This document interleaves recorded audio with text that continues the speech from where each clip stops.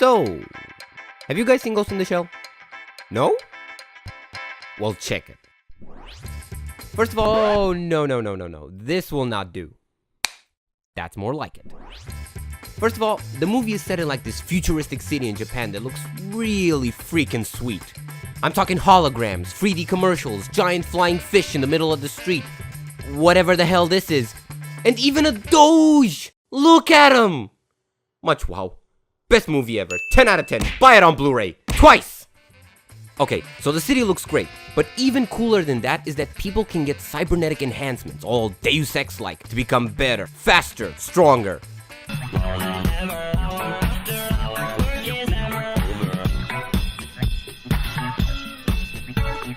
Or even Cybermech liver.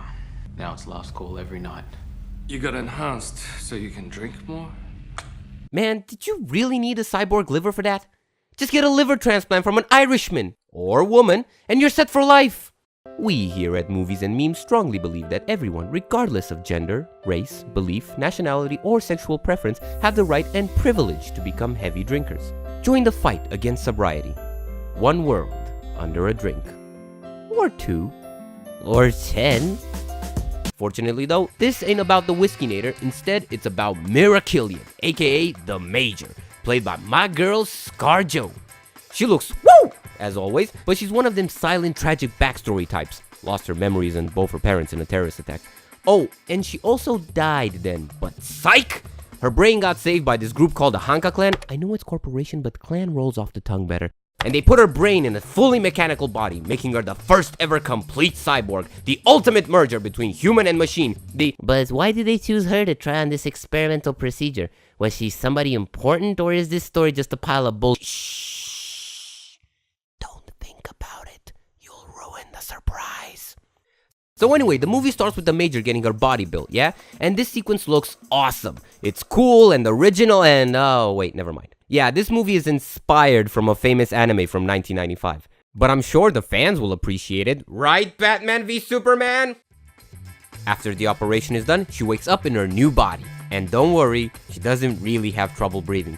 Her default homepage was just set to Sonic fanfiction on DeviantArt. That shit'll give anyone a heart attack.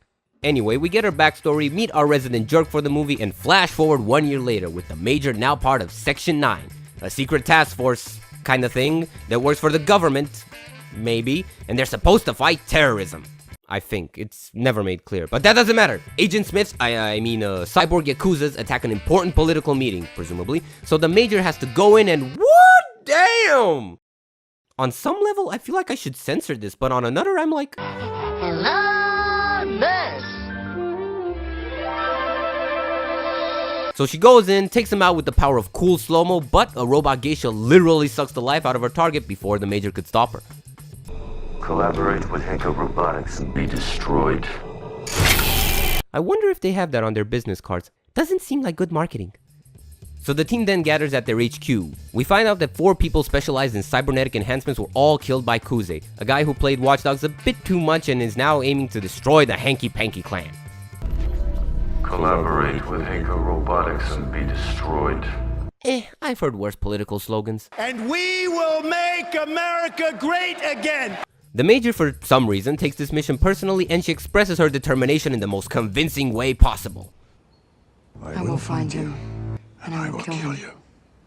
I think I need to step up my game. With the Doge from earlier and the Taken reference now, the movie is doing a better job at memeing itself than I am. Stop stealing my job, movie! This is how Brexit happened!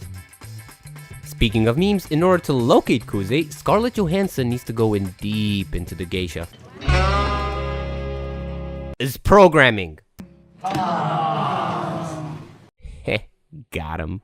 So she dives into the geisha, and before that inner voice inside your head starts calling out, Blue Matrix! You should know that the original Ghost in the Shell movie came out 5 years before The Matrix came out. So technically, the Coen brothers, sisters, ripped off the original movie first. It's kind of weird that in a meta way, cinema has reached a point where a movie is basically ripping itself off. That's not a joke, it's just something to think about. Anyway, here's a funny monkey. So she goes in, finds Kuze, fights her way through a Resident Evil minigame, and then goes to a shady Yakuza nightclub. And here she meets... Maybe you wanna dance. Dance. I see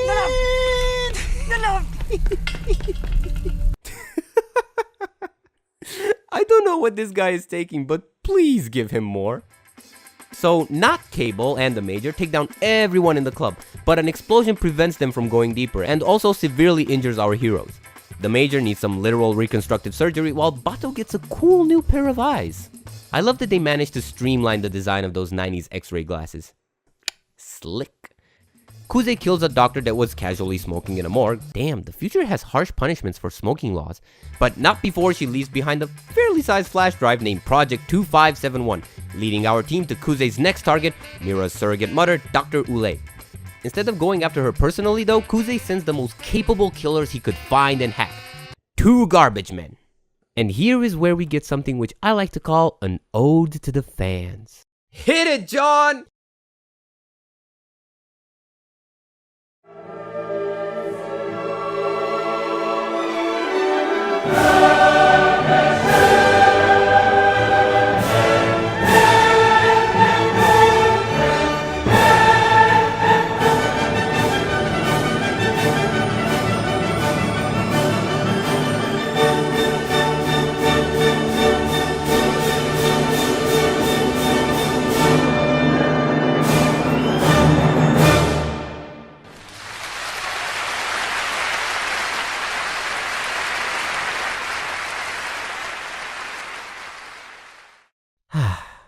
They take him out and bring one of them in for interrogation, but Kuze hacks his brain and he starts talking to the Major.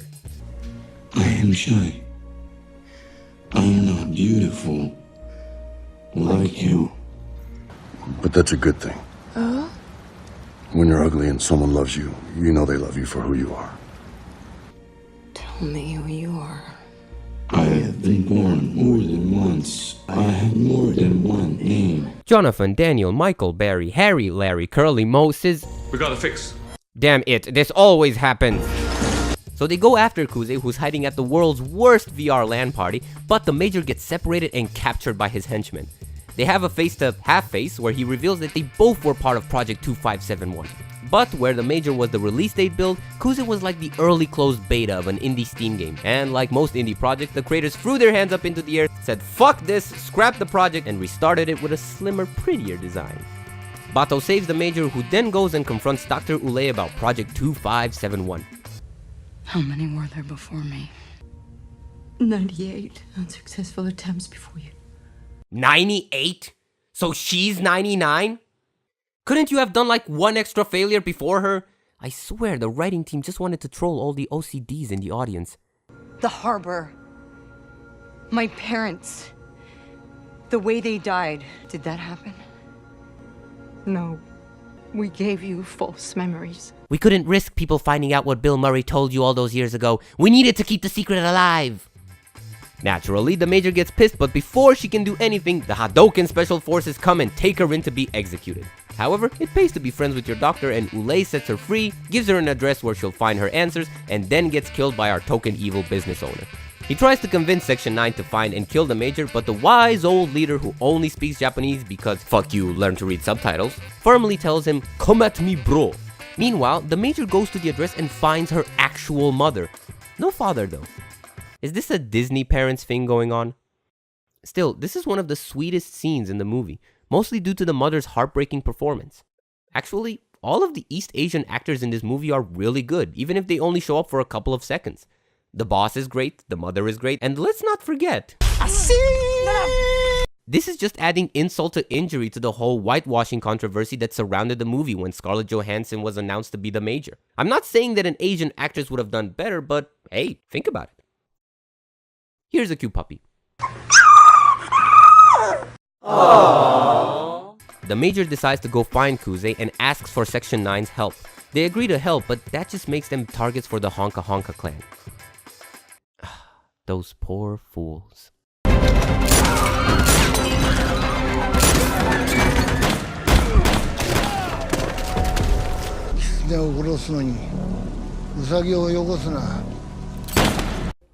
The guy's good, you know, this, like, you can't argue. The Major finds where Kuze is hiding and they both finally remember their past and real names, Motoko and Hideo. Personally, I like Mira and Kuze more, got more of a flashy K-pop vibe to them. but their comeback tour gets cancelled by a giant spider robot. Not that one. Better. We get another odes to the fans. No, John! We're not doing that again. Oh. But which also includes my personal favorite scene in the movie.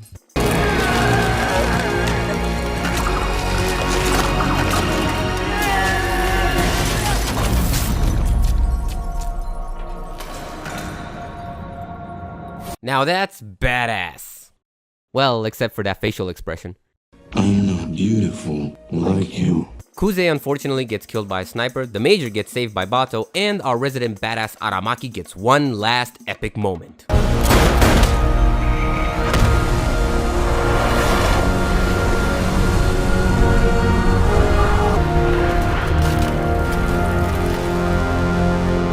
And thus our heroes walk away from this cluster truck of a conspiracy and resume their normal lives, carrying on with their one true mission. Making as many blatant shoutouts to the original movie as possible.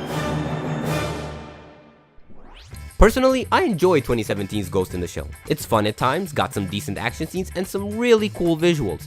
It's not groundbreaking, but with all the in-jokes and constant callbacks to the original, I don't think it's trying to be anything more than what it is. If you're looking for a fun action flick that goes into some deep philosophical questions, but only slightly, give it a watch.